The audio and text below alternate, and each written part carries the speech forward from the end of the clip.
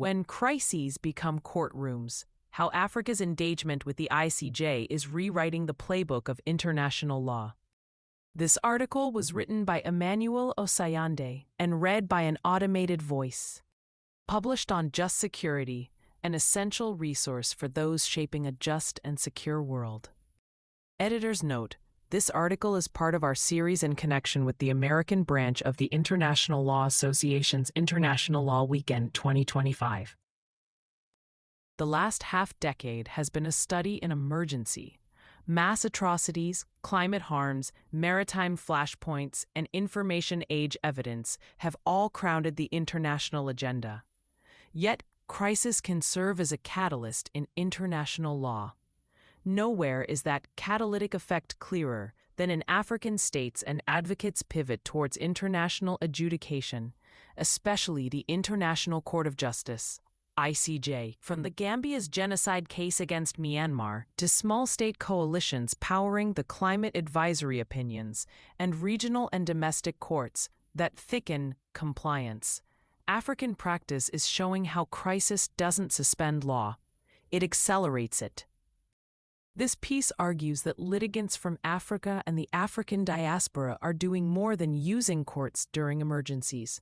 They are actively shaping doctrine, widening access for small and middle power states, normalizing evolved provisional measures practice, recentering evidence and monitoring, and helping to translate climate risk into hard law duties. The result is a jurisprudential toolkit forged in crisis, but designed to outlast it. The catalyst frame: from exception to accelerant. Traditional narratives cast crisis as the space outside law, where necessity, emergency, or political questions dominate. Recent African-led or Africa-centered dockets challenge that reflex. They show that emergency can be a medium for legal development. That is, a channel through which jurisdictional gateways, evidentiary baselines, and two levers tell the story. First, standing and access. Who can credibly seize the world court in moments of mass harm? Second, remedies and compliance. When the court speaks on reparations, on monitoring, on cross-regime obligations, how are those words converted into practice? Small states, big law. The Gambia's genocide case. In 2019, the Gambia, one of the world's smallest countries, filed a case under the Genocide Convention against Myanmar for atrocities against the Rohingya. In January 2020, the ICJ unanimously indicated provisional measures requiring Myanmar to prevent genocidal acts, preserve evidence, and report regularly to the court. That order, followed by a 2022 judgment rejecting Myanmar's preliminary objections, did three things of lasting significance. First, it reaffirmed erga omnes partes standing. Any state party may invoke the obligations of the Genocide Convention, even absent a special or direct injury. Second, it strengthened the reporting dimension of provisional measures, effectively building a feedback loop that treats interim relief as an evolving regulatory baseline rather than a single freeze frame. Third, it normalized evidence preservation as an urgent obligation in atrocity settings, critical in an age of open-source investigations and the destruction of digital traces. The Gambia's move also seeded a broader practice: coalition litigation by or on behalf of smaller states that can mobilize treaty obligations to counter large state impunity. It is not incidental that in the years since, more states have grown comfortable invoking community-wide treaty duties separate from direct injury. While the court's January 2020 Provisional Measures Order in the Gambia v. Myanmar marked a doctrinal leap requiring Myanmar to prevent genocidal acts, preserve evidence, and submit periodic compliance reports, it also revealed the limits of enforcement in politically sensitive cases. The reporting mechanism, in theory, converts interim relief into a quasi-regulatory compliance practice, enabling the ICJ and the broader international community to monitor conduct between merits phases. This is a step forward for compliance, but it has its limits.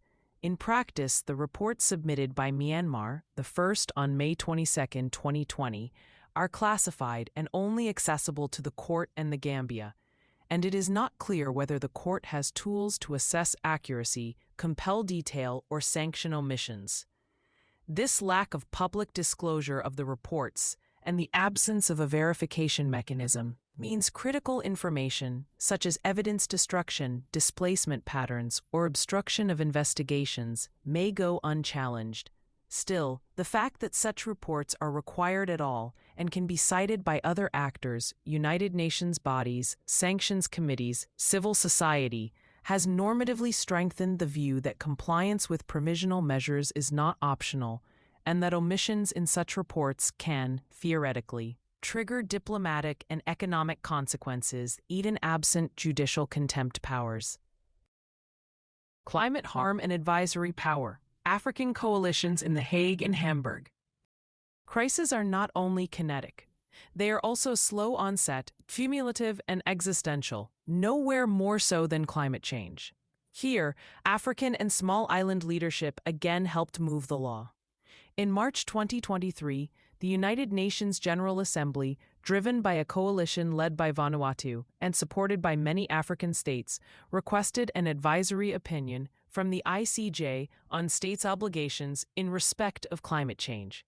In July 2025, the court answered. It identified applicable treaty, customary, law of the sea, and human rights rules, confirmed that its task was legal and within jurisdiction, and set out present-tense obligations of prevention and cooperation across regimes. Among its headline holdings, the court recognized the Paris Agreement's 1.5 degrees Celsius limit as the parties' agreed primary temperature goal and held that nationally determined contributions, NDCs, are obligations of result to be prepared, communicated, and maintained, with implementation governed by a stringent due diligence standard. In parallel with, and now reinforced by the International Tribunal for the Law of the Sea, ITLOS's 2024 advisory opinion, the ICJ affirmed ITLOS's position that anthropogenic greenhouse gas emissions, GHGs, constitute pollution of the marine environment under UNCLOS and that Part 12 applies. As a result, states must protect and preserve the marine environment under Article 192 through measures that meet a stringent due diligence standard. States must also take all measures necessary under Article 194 to prevent, reduce, and control GHG pollution, assessed against objective criteria such as best available science and international rules and standards. Critically, the ITLOS opinion added that fulfilling UNFCCC/Paris duties is not necessarily sufficient to satisfy UNCLOS Article 194. For Africa, home to vast coastlines, climate-exposed agriculture, and fast-growing cities, the implications are immediate. Advisory opinions from both the ICJ and ITLOS are formally non-binding, but they cascade. After the ICJ and ITLOS opinions, climate treaty obligations, UNCLOS duties, and customary rules inform each other, giving courts and regulators concrete benchmarks for due diligence, cooperation, and environmental impact assessment, and giving coastal states an additional law of the sea hook for mitigation and adaptation demands. In short, with ITLOS anchoring GHGs in the law of the sea, and the ICJ now clarifying general obligations of prevention and cooperation, plus the legal bite of the 1.5 degrees centigrade and NDC aspects of the opinion, Crisis again has functioned as an accelerant, converting diffuse risk into actionable legal standards. Remedies with teeth, reparations and method in DRC versus Uganda. If interim measures are the law's life support, reparations are its reconstructive surgery. Here, too, recent jurisprudence with African parties marks a shift from symbolic awards to method-driven quantification.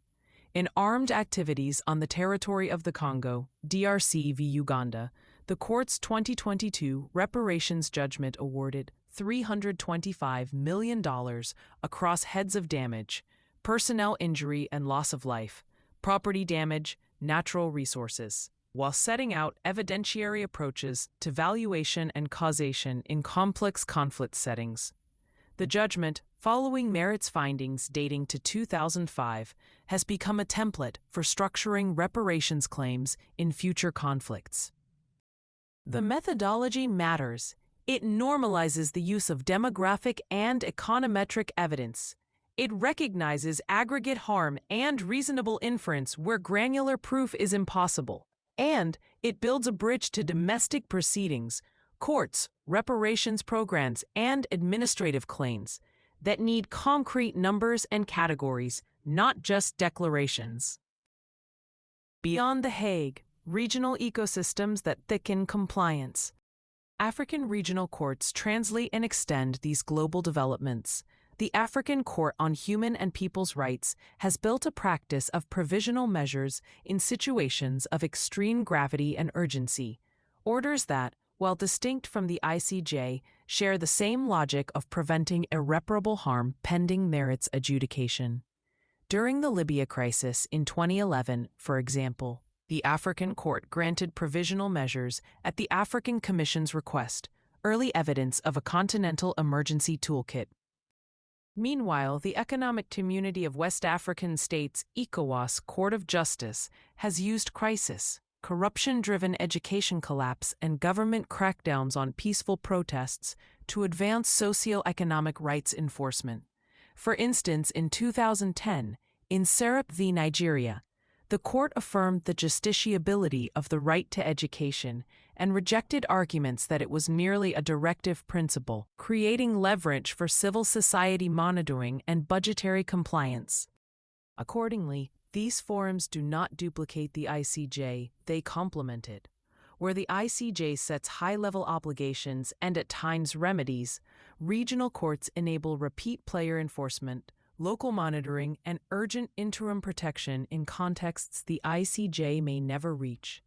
This assists in thickening compliance with essential international law obligations by dispersing complementary compliance efforts across a diversity of jurisdictions. For practitioners, the insight is strategic. Litigation ecosystems matter more than individual wins. Maritime disputes without the gunboats, Somalia versus Kenya. Crises in Africa are not all about mass atrocities or climate. The maritime domain shows how legal processes can diffuse or at least structure contestation.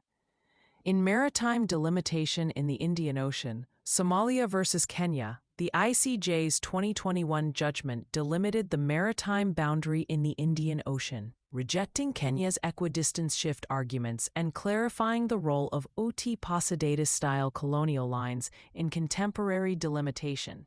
Uti Posidatis is a principle in international law which holds that the borders of a newly independent state are the same as the administrative borders it had preceding independence. Due to overlapping claims to a 38,000 square mile, 100,000 square kilometer maritime area rich in oil, gas, and fishing resources, Somalia and Kenya were poised for escalating diplomatic and military tensions, with Kenya at one point threatening to withdraw from the ICJ process and both countries suspending key bilateral engagements. The ICJ's judgment in Somalia versus Kenya resolved the boundary using equidistance principles and rejected Kenya's claim to a previously agreed maritime boundary, thereby clarifying legal entitlements and providing a neutral rules-based outcome.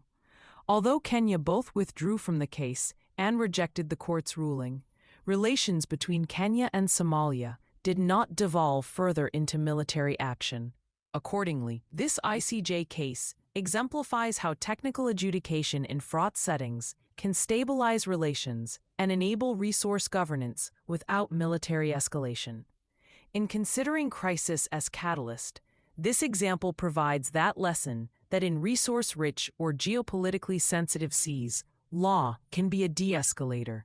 It has the potential to channel the crisis of competing claims into charted lines and predictable obligations. The road ahead. The ICJ's climate advisory opinion and process has crystallized into a rare global seminar on state duty and intergenerational equity, with African coastal and island states as leading voices. ITLOS has already marked greenhouse gases as marine pollution, signaling that the era of climate exceptionalism may be over for the law of the sea. At the same time, Genocide Convention litigation is maturing interim relief into a compliance practice, not merely an urgent plea. Maritime delimitation continues to show how law can structure rivalry without force. For practitioners, scholars, and policymakers, the through line is uncomplicated. Crisis accelerates law when litigants are ready, with jurisdictional pathways, evidence strategies, and remedial blueprints that courts can adopt quickly. The task ahead is to consolidate these gains, develop templates for provisional measures requests, share cross-case evidence protocols, mainstream reparations design, and connect The Hague's words to Arusha's and Abuja's enforcement energy. In a world of overlapping emergencies, the question is not whether law can keep up with crisis. It is whether we can continue to seize the unique opportunities that crisis brings to build better law, and whether the coalitions that pioneered that approach, many of them African, will be supported to keep going. Thank you for listening to this article, published on Just Security. To stay up to date on Just Security's analysis of law, policy, and current events, go to justsecurity.org, subscribe to Just Security on Substack, and follow us on LinkedIn, Blue Sky, Facebook, Instagram, and Threads.